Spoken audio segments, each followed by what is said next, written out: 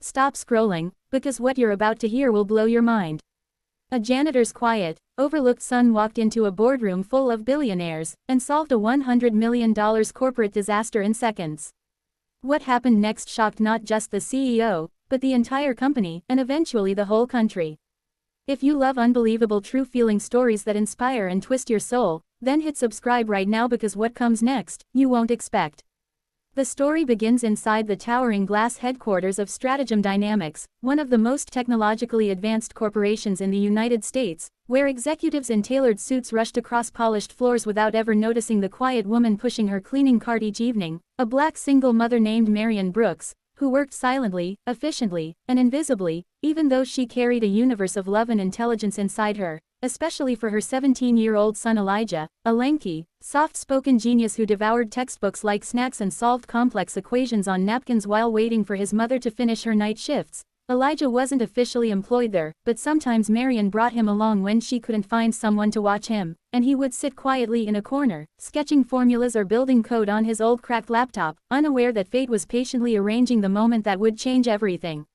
Stratagem Dynamics was collapsing internally because of a catastrophic glitch in their quantum logistics AI system, a failure that threatened to cost the company $100 million in penalties, broken contracts, lost shipments, and furious international clients. The system had been designed by the top engineers in the country, yet no one could understand why it was malfunctioning, and tension inside the building thickened like fog, especially for the CEO Alexander Grant, a sharp-minded but exhausted leader who'd invested his entire reputation on this AI rollout.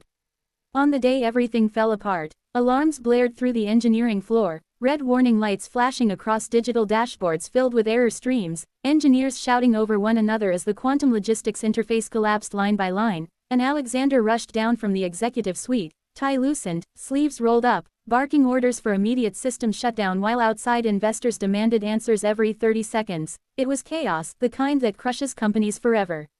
Marion was there that afternoon, wiping fingerprints off a glass wall while everyone panicked, and Elijah, who had quietly accompanied her because school had closed early due to a power issue, stood nearby watching streams of code fly across giant monitors, his eyes narrowing not from confusion but from recognition, as if someone had scribbled a puzzle he already knew how to fix.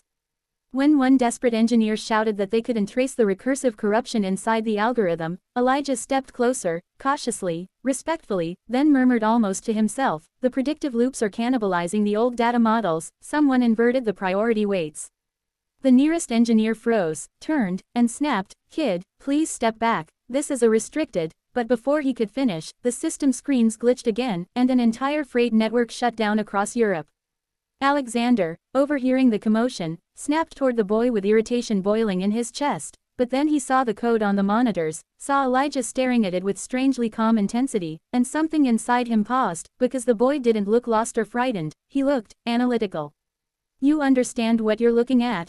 Alexander asked, half skeptical, half desperate. Marion panicked, stepping between them, apologizing, explaining her son loved computers and didn't mean any harm, but Elijah softly said, "I think I know what the problem is. May I?" All the engineers laughed, not kindly, but the way professionals laugh when they believe they're too important to be interrupted, until the system flashed another catastrophic failure, and Alexander, with nothing left to lose, said, "Give him 10 seconds. Just 10. Elijah approached the console with trembling hands but laser-focused eyes, typed 3 lines of diagnostic code so quickly that one engineer muttered, "What the?" and then Elijah opened the embedded architecture, scrolling past the surface errors until he reached a viral feedback loop no one had detected, a loop caused by a legacy patch the senior developers had rolled out months earlier. "There," Elijah whispered, pointing to a part of the code structure where the looping logic had been reversed at scale by a single misinterpreted instruction set. He aligned the predictive weighting model, corrected the direction of data flow, disabled the runaway loop, rerouted the distributed nodes, and injected a stabilizing script so elegant and efficient that one senior engineer audibly gasped. When he pressed enter, the entire network, which had been collapsing for 12 hours straight, stabilized in 3 seconds. 3 seconds. Every warning light turned green. Every failed node rebooted. Every projection flipped from catastrophic loss to operational recovery. The room went silent except for a single dropped pen clattering on the floor. Alexander stared at the boy like he'd seen a ghost, or an angel, while Marion stood speechless, terrified Elijah had done something wrong, not realizing he had just saved the company from $100 million disaster. Then something even more shocking happened. The entire engineering team erupted into disbelief, awe, and frantic whispering, and one senior engineer actually shouted, "That's impossible. Nobody could have traced that loop manually." But Elijah shrugged, replying softly, "It made sense once I could see the structure." Alexander demanded everyone clear the room except Marian and Elijah, then sat the boy down and interrogated him, not aggressively, but with reverent curiosity, about how he learned to code, how he understood predictive architecture, how he recognized recursive corruption at a glance. Elijah explained he had been teaching himself from online forums, open-source documentation, and old engineering manuals he found in recycling bins, because he loved patterns and systems more than anything else in the world. Alexander asked him what grade he was in, and Elijah answered, 11th, but I finished the curriculum years ago. When Marian apologized again, terrified her son would cause trouble, Alexander stood, walked around the table, and shocked everyone by kneeling beside Elijah's chair, placing a hand on the boy's shoulder, and saying, "Elijah, would you like a job here?" Marian nearly fainted, insisting her son needed to finish school first, but Alexander explained that Stratagem Dynamics had a mentorship program, internships, scholarships, and Elijah had just demonstrated the kind of raw brilliance that appears once in a generation. But the story didn't end there, because what no one knew yet was that Elijah's fix had not only restored the system but also uncovered an internal sabotage attempt buried deep within the architecture, a hidden patch inserted months ago by a rival corporation bribing an internal engineer to destabilize Stratagem's launch. Elijah's stabilizing script left a clean trace of the corrupted injection, revealing its origin. When Alexander reviewed the logs that evening, he realized Elijah had saved not only money but the entire future of the company. The next morning, the board of directors convened an emergency meeting, and when Alexander introduced Elijah as the mind responsible for saving Stratagem Dynamics, the board erupted in disbelief again, especially when they saw the playback footage of Elijah correcting the error. One board member argued it was unsafe to involve a minor, another was astonished that a janitor's son had outperformed their highest-paid engineers, and another demanded Elijah be offered a long-term contract before their competitors tried to steal him. But then came the twist. The engineer responsible for the sabotage, a senior developer named Carlisle Denton, realized Elijah's diagnostic scan had exposed his hidden patch. He panicked and attempted to wipe the logs, but Elijah had designed the stabilizing script to store its metadata automatically in an offline partition. When Carlisle tried to access it, the system locked him out and sent a notification to Alexander. Security apprehended Carlisle moments later trying to leave the building, and when confronted, he confessed everything, that he'd been paid by a rival firm to destabilize the launch and trigger a buyout collapse.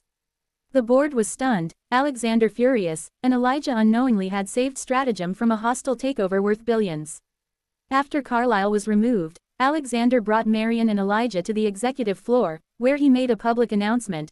Elijah would receive a full university scholarship, a mentorship program, access to the company's R&D lab, and a compensation package worth more than Marian had earned in 10 years combined.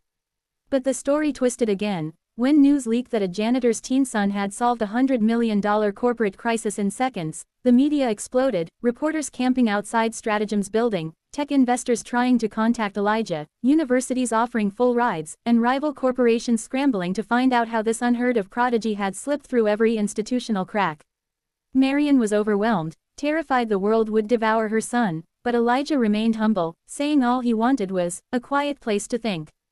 Alexander, recognizing both the boy's genius and his vulnerability, personally took responsibility for protecting him from exploitation. In the weeks that followed, Elijah joined the mentorship lab, where he built optimization models that outperformed the company's flagship algorithms, designed a predictive system for emergency logistics that saved thousands of lives during a hurricane that struck the Gulf Coast, and authored an infrastructure patch that became a national standard, all before turning 18. But the biggest twist came a year later. The rival company that had tried to sabotage Stratagem collapsed under investigation, and the Federal Oversight Committee asked Elijah, now recognized as one of the brightest young minds in the nation, to testify about algorithmic vulnerabilities. He spoke softly, politely, brilliantly, and his testimony changed national cybersecurity policy. Meanwhile, Alexander promoted Marian, giving her management training, a full benefits package, and a salary tripled overnight. She no longer pushed a cleaning cart. She supervised entire facility teams and later became head of employee operations. As for Elijah, he designed a new AI architecture that became the backbone of Stratagem's expansion into global logistics, earning him an equity share that made him a millionaire before graduating college. But he remained the same soft-spoken boy who once waited for his mother while she cleaned hallways, except now he walked those hallways not as someone invisible, but as someone the entire world recognized. The story of the genius son of a cleaner became a symbol of talent hidden in plain sight, of brilliance overlooked because society rarely pays attention to the people standing quietly in the background. And years later, when Elijah became chief scientist at Stratagem, Alexander stood beside him and told the press, "The smartest person I've ever met didn't come from a boardroom, a university, or a resume, he came from a mother who worked harder than anyone in this building."